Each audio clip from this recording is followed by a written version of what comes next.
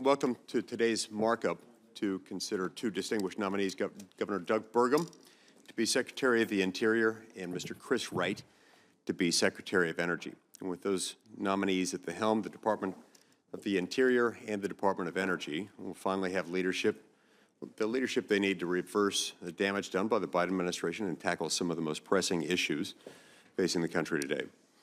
At their nomination hearings last week, the nominees proved that they're committed to implementing President Trump's plan to unleash American energy by ending the policies of climate alarmism and extremism, prepared to streamline permitting and rescind regulations that impose needless burdens on energy production and consequently the American people, ready to empower consumer choice, whether that's vehicles, shower heads, light bulbs, or dishwashers, and eager to partner with states and local stakeholders to address years of presidential abuse of the Antiquities Act, neglect of our national parks, and the economic disparity caused by extensive federal ownership of land within states that makes funding essential services difficult, sometimes nearly impossible.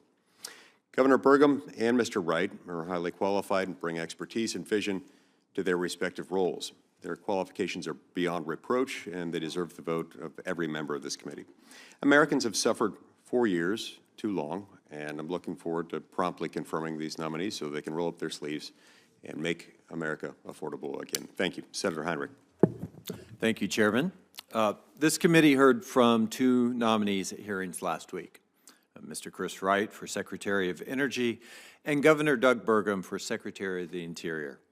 While I certainly do not agree with everything that each of them stands for, they are both well qualified for the positions that they are nominated to hold. And they each made important commitments during their appearances before this committee.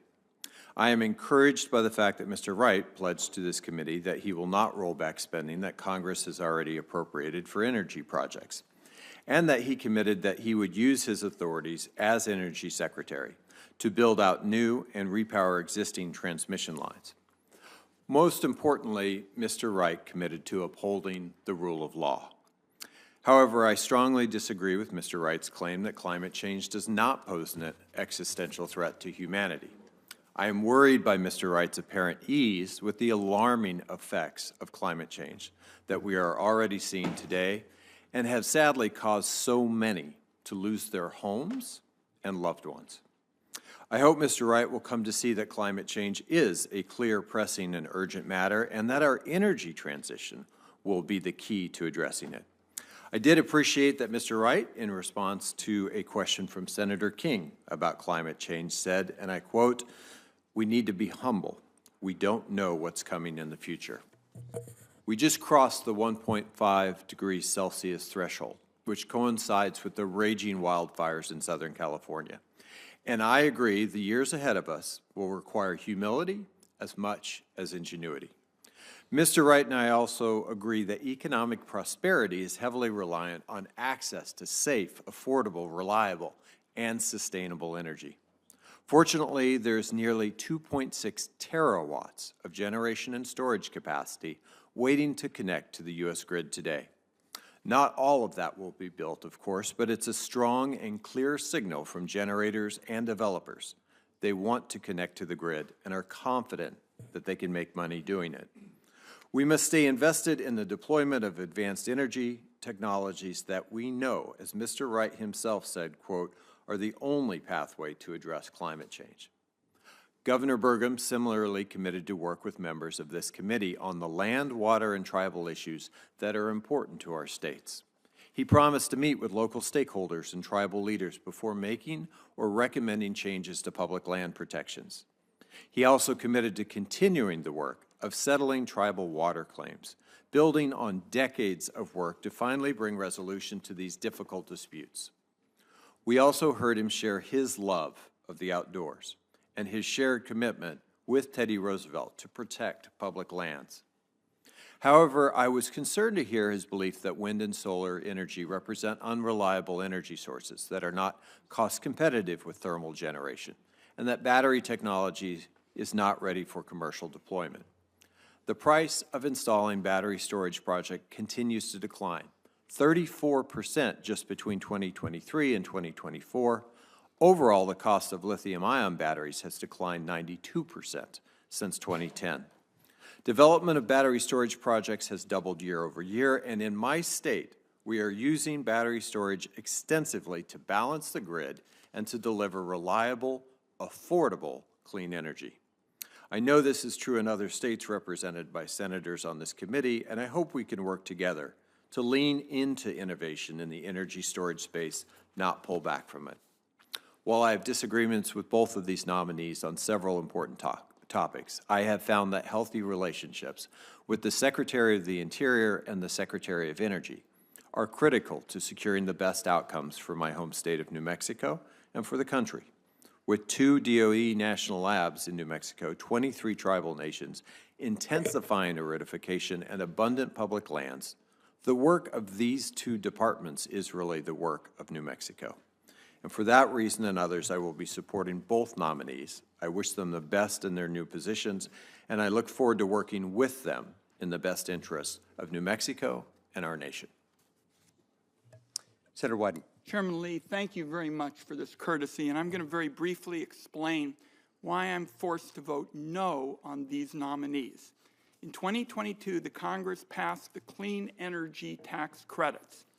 These tax credits were based on ideas formed in this room and marked up in the Senate Finance Committee. They are the biggest investment in American competitiveness and clean energy in American history. Rolling back this law is unilaterally disarming America in the face of China. Because President Trump states he wants to beat the Chinese while seeming to prefer policies that undermine America's greatest advantages, I cannot support nominees that will carry out these policies. Thank you very much, Mr. Chairman. Thank you, Senator Wyden. And I want to thank Senator Heinrich for cooperating on how we want to proceed this morning. What we'd like to do, we've got a reporting quorum, so I'd like to proceed to a vote on 3 matters. The first is a fairly perfunctory housekeeping rule change, just reflecting the fact that the size of the committee has increased. I think we can do that without a roll call vote. But we have had multiple requests for roll call votes on each of the 2 nominees. So what we'll do is we'll vote first on the perfunctory rule update, and then we'll proceed to Governor Burgum and then to Chris Wright. So first, let's go to the proposal to amend Rule 6B of the committee's rules to increase from 10 to 11 the number of committee members that will constitute a quorum for purposes of reporting legislation on the nomination. And this, again, is because the committee now has 20 members instead of 19, as we had in the last Congress. So we have to increase it to note the quorum requirement for purposes of Senate Rule 26. The clerk sent to your office the text of this very simple and required rule change and the citation to the applicable Senate rule. So let's turn to that now. So moved by Senator King. I ask unanimous consent from the committee. Is there objection? Hearing no objection, Rule 6B is amended. So let's turn now to the nomination of Governor Doug Burgum. Mr. Chairman, if I could just on Yes. that last point, so appreciate you all working together, and the little rumor on the street is that the minority staff pointed out that the quorum needed to be changed in your favor. So Yes. see what happens when you work Yes. together? Exactly. We're grateful for you doing that. Thank you so much. And then anyone who wants to speak on these, we figured there are multiple committees that are having business meetings this morning starting at 10. So we want to have these votes cast before we start to lose a quorum. And then if anybody wants to speak afterwards, we'll stay here as long as you want to make statements. But as to the nomination of Governor Doug Burgum to be the Secretary of the Interior, the clerk will call the roll. Mr. Lee. Aye. Mr. Barrasso. Mr. Risch. Mr. Daines. Mr. Cotton. Mr. McCormick. Mr. Justice. Mr. Cassidy. Ms. Hyde-Smith. Ms. Murkowski. Mr. Hoven. Mr. Heinrich. Mr. Wyden. Ms. Cantwell. Ms. Hirono. Mr. King. Ms. Cortez Masto. Mr. Hickenlooper. Mr. Padilla. Mr. Gallego.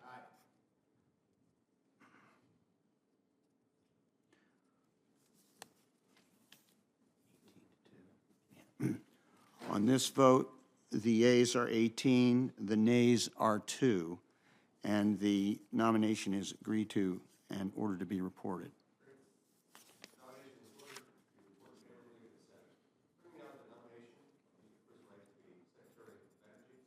The clerk will call the roll.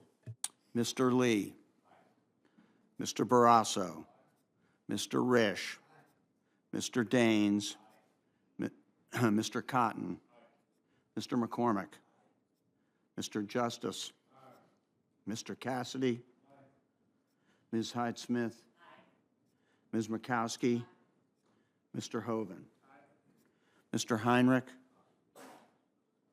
Mr. Wyden, Ms. Cantwell, Ms. Hirono, Mr. King, Ms. Cortez Masto, Mr. Hickenlooper, Mr. Padilla, Mr. Gallego.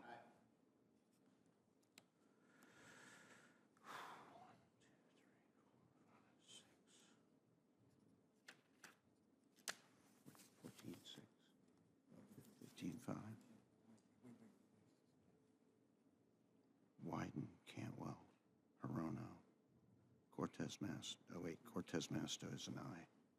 No, she's a no. Yeah, You get some hanging chads. Hanging chads have 15 to 5.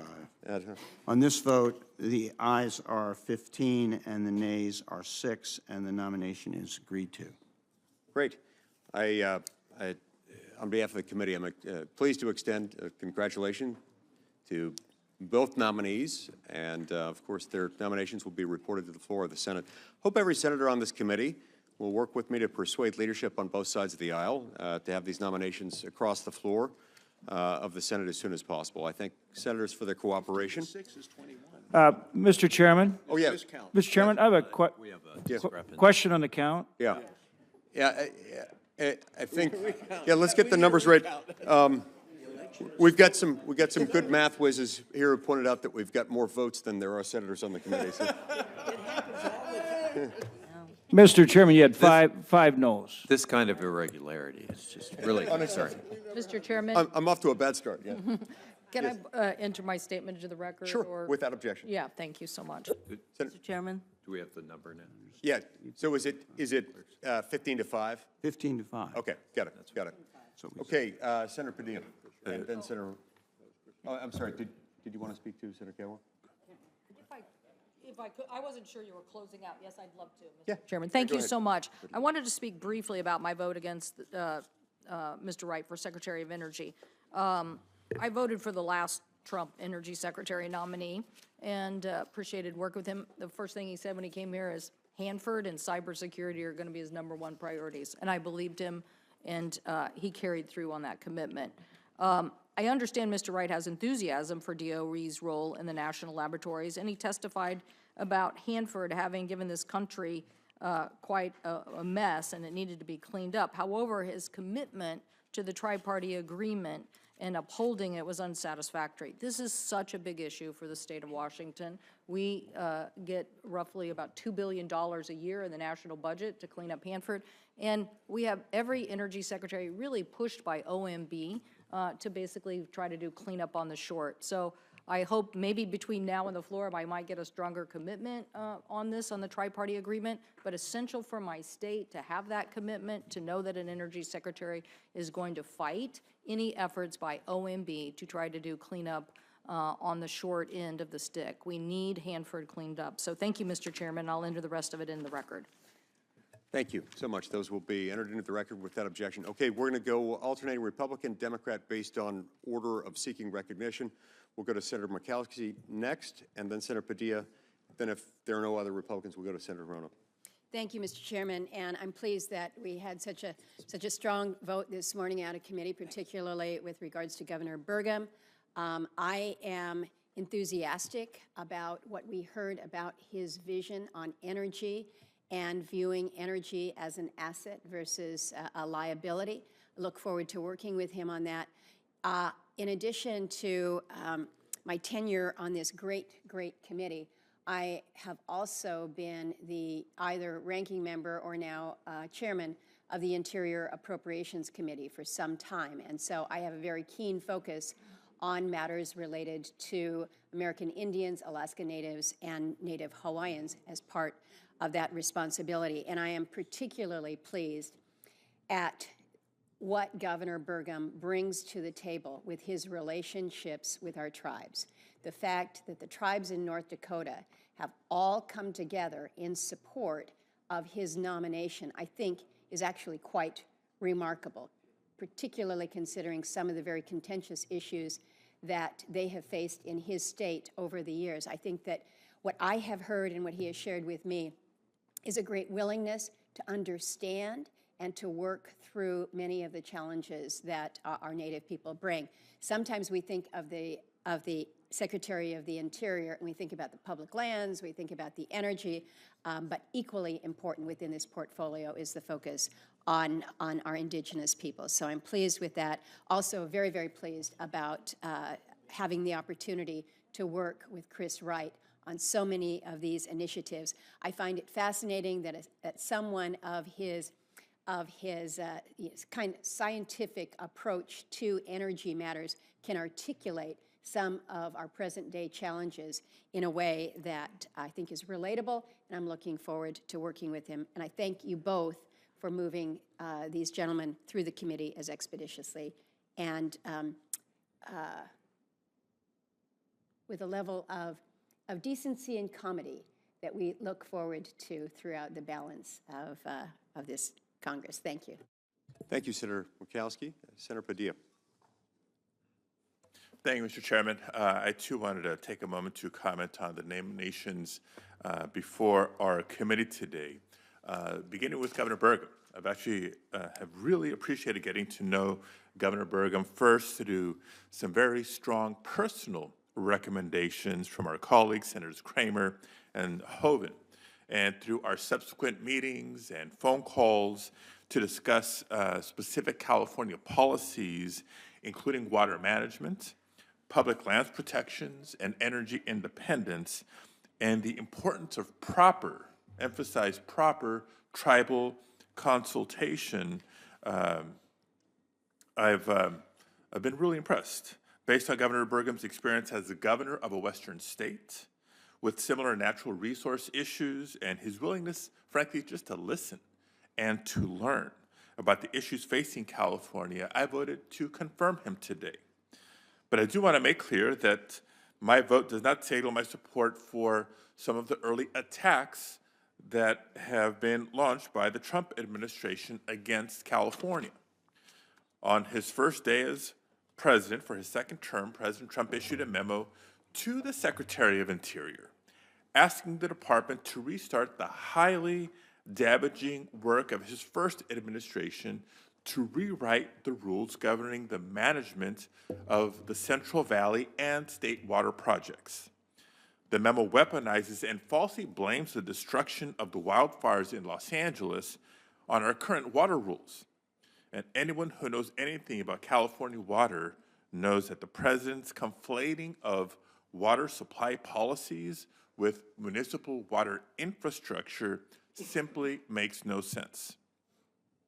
I hope that Governor Burgum will really dig into the facts, lean on the career scientists and experts at the department, and get to know the highly complex, interconnected system that is California water.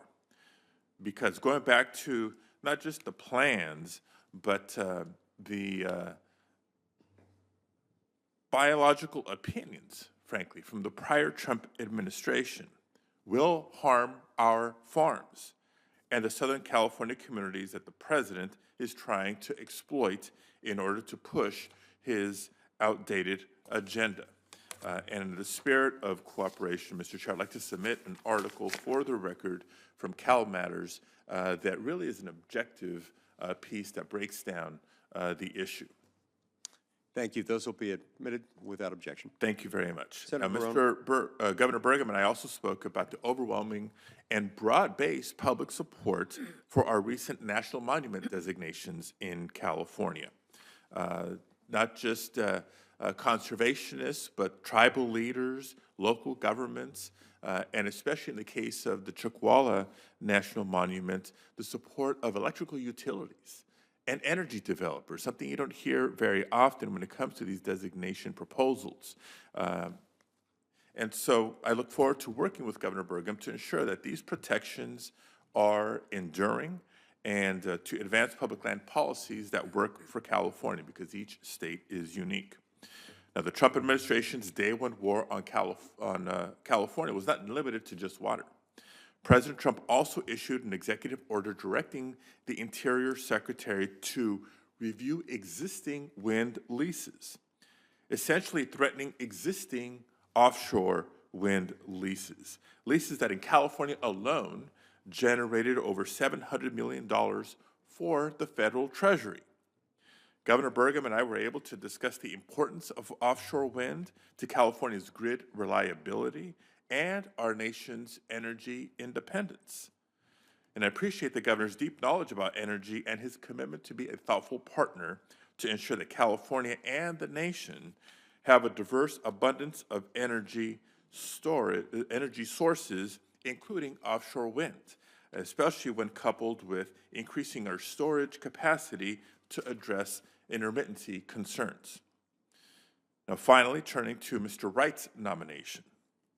I appreciate his comments and commitments to work with me on important California priorities like the Hydrogen Hub program, the opportunities and potential in Lithium Valley, and protecting the Tribal Energy Finance Program. As Senator Murkowski, I have a special appreciation for me as an engineer, his perspective based on science and his experience in the industry. However, as I conveyed to Mr. Wright directly and personally, his comments regarding wildfires in the past and his refusal to retract his statements now have made it impossible for me to support his nomination.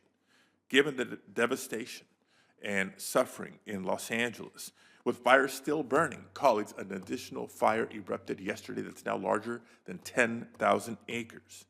I hope that Mr. Wright understands that the risk and destruction of wildfires are anything but hype. Thank you, Mr. Chairman. Senator Hirono, and then we'll go to Senator Hickenlooper after that. Thank you, Mr. Chairman. I voted no on both nominations because I have serious concerns about this president's directive to drill, baby drill. A directive for which both Mr. Wright and Mr. Burgum expressed enthusiastic support. As Hawaii transitions to renewable energy, we need leadership in both departments that support our state's efforts. However, I have grave concerns about the future of renewable energy under this administration. Earlier this week, the president declared an energy emergency, yet issued an executive order pausing wind energy projects. It is clear that this president is not really interested in all types of energy, but instead is very committed and focused on fossil fuels. We know that the burning of fossil fuels contributes to climate change, the impacts of which Hawaii faces on a daily basis, and as noted by the ranking member, climate change is an existential threat to our country as well as to the world. It is for these reasons that I cannot support these nominations today. However, I do know that there are areas of common interest that I do share with the nominees, like implementing the compacts of free association and working to support the interests of Alaska Natives, Native Hawaiians, and American Indians. I hope that in the future we can work in areas of common interest that are good for Hawaii and for our country. Thank you, Mr. Chairman. Thank you, Senator Hirono. Senator Hickenlooper. Thank you, Mr. Chair. And I have had the pleasure of getting to know both Chris Wright and Doug Burgum over the last many years. I worked with Governor Burgum when his first 4 years was my last 4 years as governor, and we had a lot of opportunities to join efforts and steal each other's best practices, as governors are wont to do. I've known Chris Wright for more than a dozen years. We've had some pretty fierce arguments over that period of time. But I can say that both of these candidates are curious. They're open to discussion. They genuinely listen. And while I think our disagreements are pretty well set, that ability to work together to finding common ground is essential right now in this country, and especially around energy. I look at climate change as one of the top challenges that we face, not just in Congress, but as a country, as a planet. And I have a fierce urgency around addressing it more rapidly than we have been. But attacking, counterattacking, fighting internally is not going to solve these problems. I think we've got to spend more time listening to each other, more time looking at things like geothermal or nuclear, where there is great potential, and there isn't any partisanship, to push forward. And at the same time, recognizing that climate change is real and we've got these issues that are facing us right now. Obviously, we don't have 4 years to wait to build the electric grid that pretty much everyone on this committee has recognized is essential to making sure that with AI and all the other increasing uses of energy, that we maintain our reliability. So despite the disagreements I've had with both Governor Burgum and Mr. Wright, I support both of them, and I'm going to work as hard as I can with both of them to make sure that we find that common ground and use science to help solve these great challenges that we face. Thank you. Thank you so much. Senator King. Thank you very much. I supported both nominees. You don't expect to agree with everything that any nominee holds, but I think both of these nominees understand the issues before us quite well. And I'll echo Senator Hickenlooper's comments that I look forward to working with both of them. I think they're going to make a significant contribution. I just wanted to make a more general comment. I probably, sitting in this committee, have heard the phrase all of the above 100 times. Unfortunately, in the last couple of days, it appears that all of the above doesn't include wind and solar. Anybody who thinks wind power doesn't produce real electricity, I would invite them to go to a project and put their tongue on the bus bar of a wind turbine to see whether it's real energy. Of course it is.